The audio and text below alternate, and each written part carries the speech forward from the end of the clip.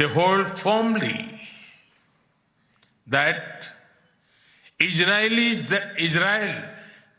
their fatherland and India their motherland.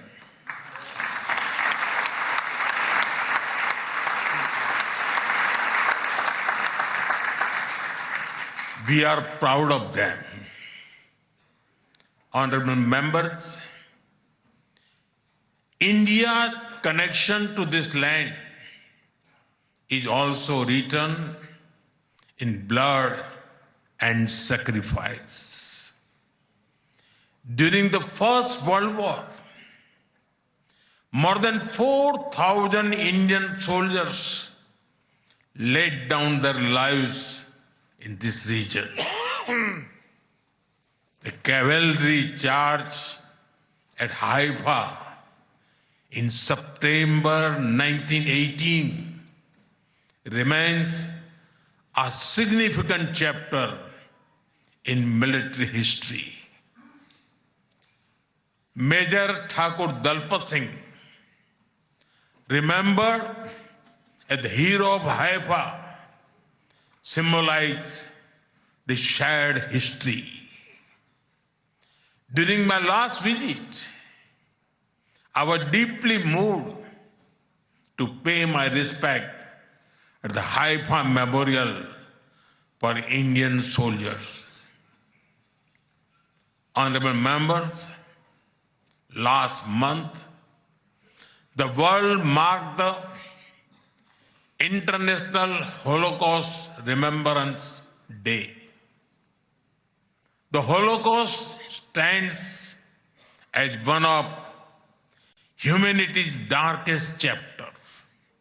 Yet, even in those turbulent years, some acts of humanity stood out. The Maharaja of Navanagar in Gujarat, also known as the Jam Sahib, offered refuge to Polish children, including Jewish children who had nowhere else to turn. I am told that a statue of Jam Sahib was unveiled in Moshav Nevatim recently. Thank you. Thank you for this honor and remembrance. Honorable members, after India's independence, many Indian leaders felt a kinship with the people of Israel. India's parliamentary debates of the 1950s are witness to their admiration for Israel's effort to develop agriculture in the desert. The kibbutz movement of Israel inspired our leaders like Acharya Vinoba Bhave and Loknayak Jayaprakash Narayan.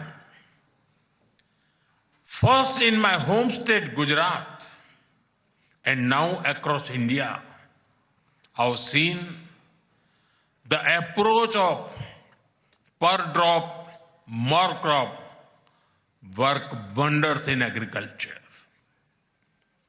My own first visit to Israel was in 2006 as the Chief Minister of Gujarat. Later in 2017, during my visit to Israel as Prime Minister, our two countries elevated the relationship to a strategic partnership. Since then, our engagement has expanded in scale and scope, and we are committed to further consolidate this relationship across many sectors. Honorable members, for the last few years, India has been the fastest growing major economy in the world. Soon, we will be among the top 3 economies globally.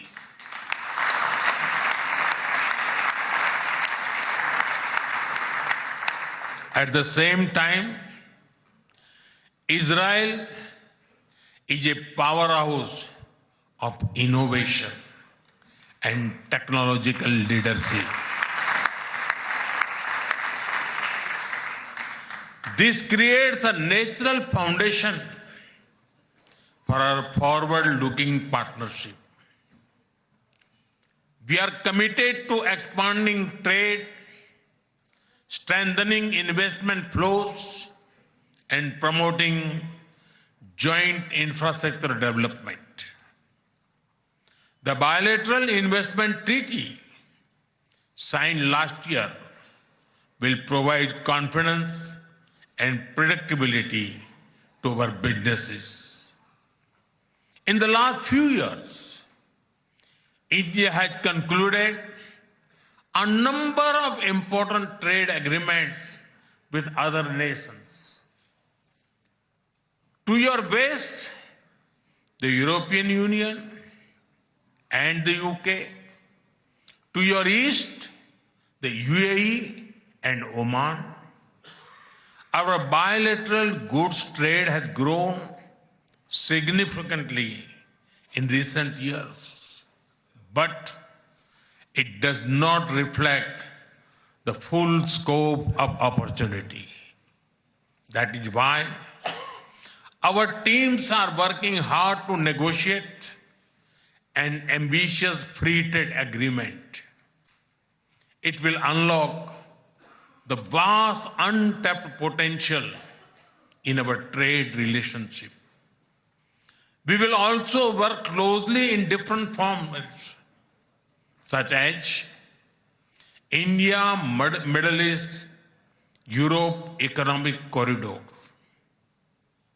and the I2U2 framework between India, Israel, UAE, and the US. Defense and security is another important pillar of our partnership. In November last year, we signed an MOU on defense cooperation. In today's uncertain world, a strong defense partnership between trusted partners like India and Israel is of vital importance. Honorable members, Israel is often called the startup nation.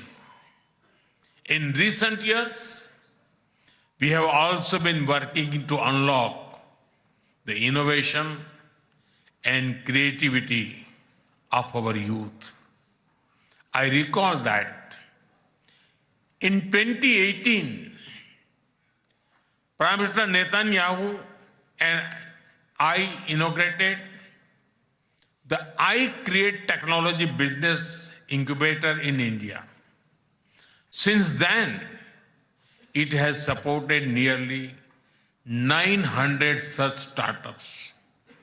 Last week, we hosted the world's largest and the most democratized AI Impact Summit with representatives from over 100 countries.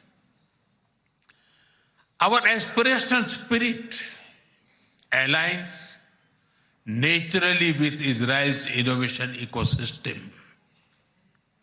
I see a lot of synergies in areas such as quantum technologies, semiconductors, and artificial intelligence.